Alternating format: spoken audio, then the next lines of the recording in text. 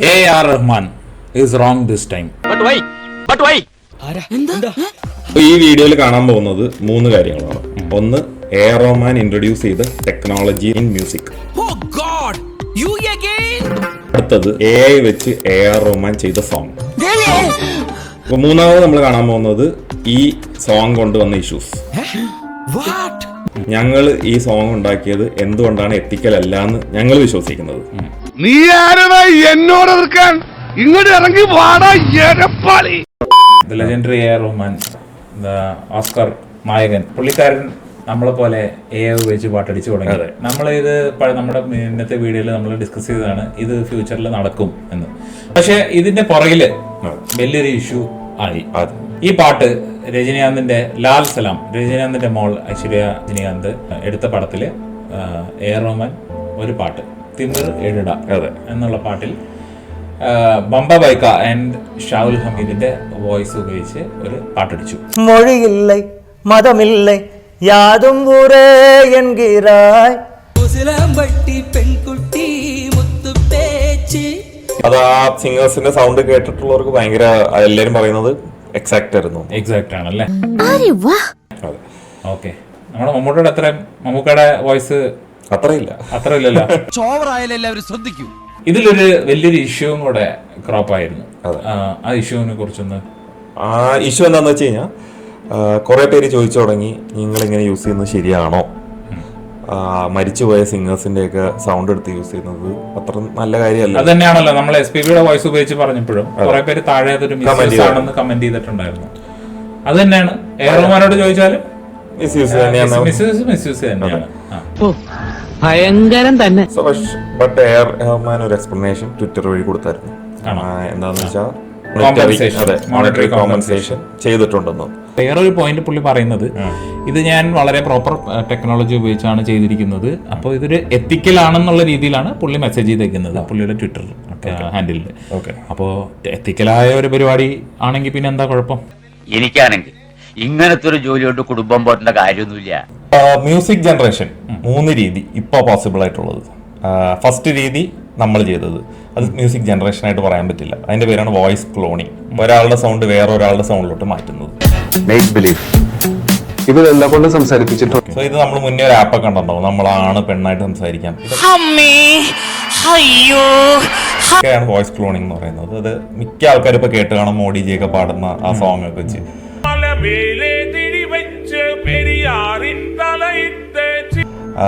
രണ്ടാമത് വന്നത് ലിറിക്സിൽ നിന്ന് പാട്ടുണ്ടാക്കുക. അത് റാൻഡം സോങ് ആയിരിക്കും, എന്ത് ട്യൂൺ വേണമെങ്കിലും ജനറേറ്റ് ചെയ്യാം. നമ്മളൊരു ലിറിക്സ് എടുത്തിടുന്നു, അതൊരു പാട്ടുണ്ടാക്കുന്നു.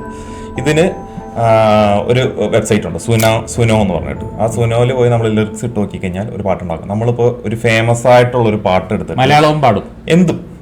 അപ്പൊ നമ്മൾ ഫേമസ് ആയിട്ടുള്ള ഒരു മലയാള സോങ്ങിന്റെ, ഒരു കുമ്പളിങ്ങ നൈസിലൊരു സോങ്ങിന്റെ ലിറിക്സ് എടുത്ത് നമുക്ക് സുനോ ആപ്പിൽ ഇട്ട് നോക്കാം. അത് എന്തെങ്കിലും ഒരു ട്യൂൺ ജനറേറ്റ് ചെയ്യും. ഓക്കെ.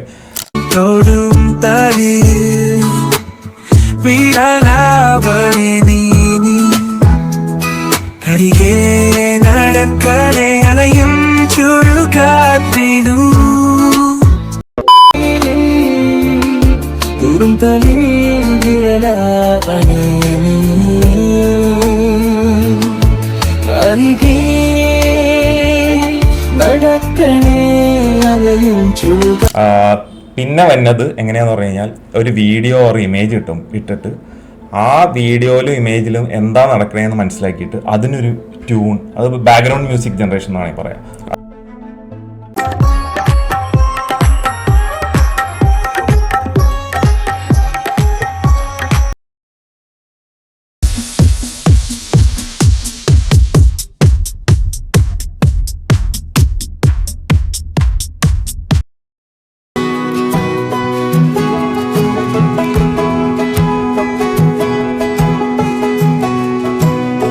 അപ്പൊ ഇതാണ് 3 വഴികൾ. ഇതില് 3ലും A.R. റഹ്മാന്റെ സംഭവം വരുന്നില്ല. അതായത് പുള്ളി ഒരു സോങ് കമ്പോസ് ചെയ്തിട്ട് അതിലോട്ട് ഒരു AI സൗണ്ടിനെ പാടിപ്പിച്ചു എന്നാ പറയണത്. അതാണ് ക്ലെയിം. അങ്ങനെ പറയാൻ വേറെ വഴിയില്ലല്ലോ. സോ എന്റെ അറിവിൽ എനിക്ക് കുറച്ച് ഗ്യാരണ്ടി ആയിട്ട് പറയാൻ പറ്റും. എന്നാലും ഞാൻ തെറ്റാണെങ്കിൽ കമന്റ് ചെയ്യുക. എന്റെ അറിവിൽ ഇത് പോസിബിൾ അല്ല. ഇതവൻ കൊണ്ടുപോയിട്ടാ എഡ്യൂക്കേഷൻ. ഇങ്ങനെ ഒരാൾ ഉണ്ടാക്കിയ ട്യൂണിലോട്ട് ഒരു AI സൗണ്ട് ഒന്ന് പാടാൻ പറ്റില്ല. തനിക്ക് എന്താ വേണ്ടത്? ബിസി മാൻ, എനിക്ക് നിന്ന് തിരിയാൻ സമയമില്ല. അപ്പൊ ഒരു പോസിബിലിറ്റി ഞാൻ ഗസ് ചെയ്യട്ടെ, പുള്ളി എന്തായിരിക്കും ചെയ്തതെന്ന്. ചിലപ്പോ ഒരാള് വേറൊരു പാട്ട് പാടാൻ അറിയുന്ന ഒരാളോ അല്ലെങ്കിൽ പുള്ളി തന്നെ പാടി അതിലേക്ക് വോയിസ് ക്ലോൺ ചെയ്തതായിരിക്കും അല്ലേ നമ്മൾ ചെയ്ത പരിപാടി. അപ്പൊ അങ്ങനെ ചെയ്യാൻ പറ്റുള്ളൂ. ഇപ്പൊ അങ്ങനെ ചെയ്യാൻ പറ്റുള്ളൂ. സോ ഇവിടെ എന്താ പ്രോബ്ലം വരുന്നത്? പ്രോബ്ലം എന്താ മനസ്സിലായോ? പ്രോബ്ലം രണ്ടെണ്ണം ഉണ്ട്. ഒന്ന് പുള്ളി തന്നെ എല്ലാം പാടിയിട്ട് പുള്ളിക്ക് ആവശ്യമുള്ളവരൊക്കെ സൗണ്ട് വെച്ച് പാടിപ്പിക്കും. അപ്പോൾ നല്ല പാട്ടുകാർക്ക് പണിയില്ലാണ്ടാവും. രണ്ടാമത് പുതിയ ഒരു പാട്ടുകാരൻ ചിലപ്പോൾ ഇനി ഉണ്ടാവില്ല. പിന്നെ വേറൊന്നുണ്ട് ഇതിലെങ്ങനെയാന്ന് പറഞ്ഞാൽ ചെറുതായിട്ട് ആ സിംഗറിനെ മിമിക് ചെയ്ത് പാടിയാലാണ് ആ പെർഫെക്ഷൻ കിട്ടുന്നത്. സോ ഇവിടെ ഏതെങ്കിലും ഒരു മിമിക് ചെയ്യാൻ പോസിബിൾ ആയിട്ടുള്ള ആളായിരിക്കുള്ളൂ പാടിയത്.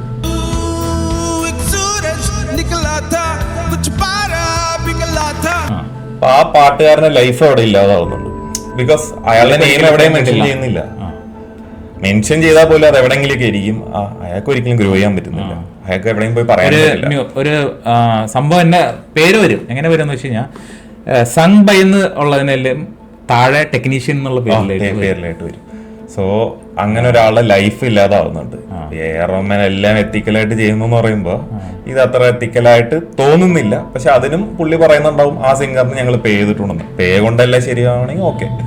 ഇപ്പൊ ഈ പാട്ട് ഫ്ലോപ്പായി. ഈ പാട്ട് എങ്ങാള് ഹിറ്റ് ആയിരുന്നെങ്കിൽ എന്തായാലും അല്ലേ, ഇൻഡസ്ട്രി മാറും. അതെ.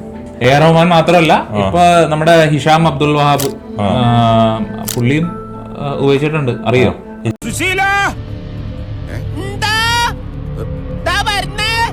എല്ലാരും വിളിച്ചു. ഹിഷാം അബ്ദുൽ വഹാബിന്റെ സോങ് പറഞ്ഞേ, എനിക്കറിയില്ല ആളറിയില്ലേ?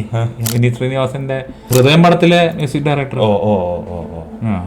അത് സൂപ്പർ പാട്ടല്ലേ, പുള്ളി ഉപയോഗിച്ചിട്ടുണ്ട്. AI Linda Hisham Abdul Wahab എന്ന് സെർച്ച് ചെയ്ത് നോക്കും യൂട്യൂബില്. ഒരു തെലുങ്ക് മൂവിയാണ്. നമുക്ക് ഇത് കാണിച്ചു തരാം, കോപ്പിറൈറ്റ് അടിക്കും. അതുകൊണ്ട് പാട്ട് നിങ്ങൾ യൂട്യൂബിൽ സെർച്ച് ചെയ്തോ. പക്ഷെ സംഭവം കാണിച്ചു തരാം, പോസ്റ്റർ കാണിച്ചു തരാം. അതിനകത്ത് പുള്ളി ഒരു ഇംഗ്ലീഷ് സോങ് ആണ്. അപ്പൊ പുള്ളി ഇച്ചിരി സേഫ് ആയിട്ട് കളിച്ചേക്കുന്നത്. ഇംഗ്ലീഷിൽ പെട്ടെന്ന് ജനറേറ്റ് ചെയ്യാൻ പറ്റും. പക്ഷെ ഇപ്പൊ ലോക്കൽ ലാംഗ്വേജിൽ എത്തി തുടങ്ങി. സുനോ ആപ്പിനകത്ത് ട്രൈ ചെയ്ത് നോക്കണം എല്ലാവരും.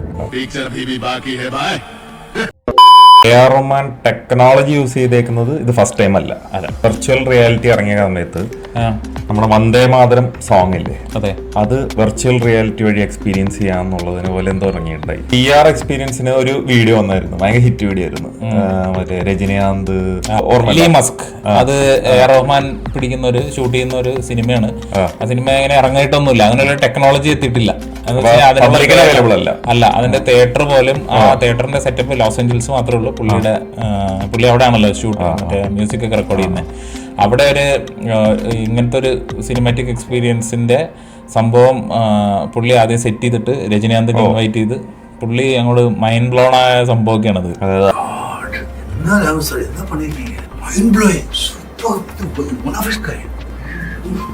ക്യൂറി എന്നുള്ള ഒരു വെയറബിൾ ഡിവൈസ്, അത് ഇന്റലായിട്ട് റഹ്മാൻ കൊളാബറേറ്റ് ചെയ്തിട്ട് അതിനകത്തൊന്നുമില്ല, ഈ ഹാൻഡ് മൂവ്മെന്റ്സ് വെച്ച് മ്യൂസിക് ചെയ്യുന്നത് കാണിക്കുന്നത് അങ്ങനത്തെ അല്ല, അത് പരിപാടിയല്ല. I've been using this for the past 1 year. The boys have been very kind to incorporate all my requests. So it's something like this.